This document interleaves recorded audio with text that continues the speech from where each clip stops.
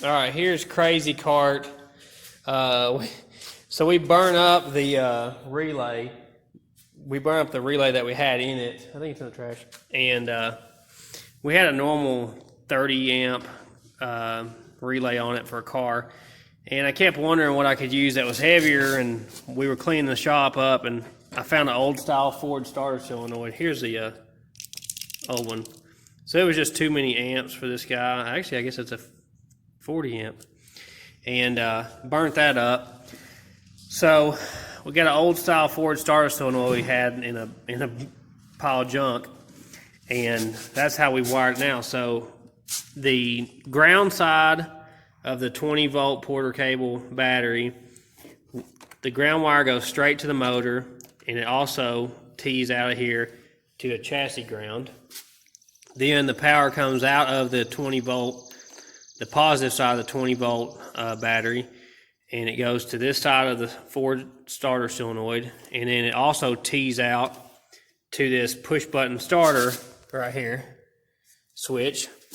The other side of this push button starter wire goes back to the Ford starter solenoid, which this is what activates the solenoid. So the power comes out of here into here, back here, which activates this, which this has a very light amp load on it.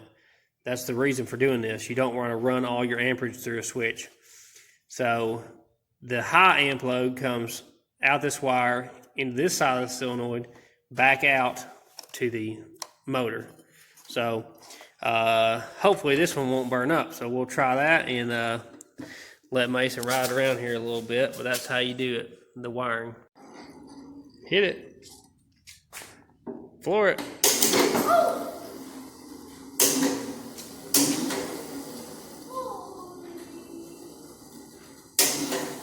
Hold it up and turn it sideways and floor it.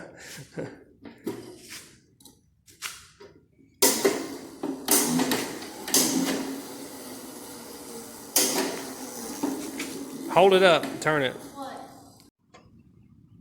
Floor it, son. Well, it's getting shaky.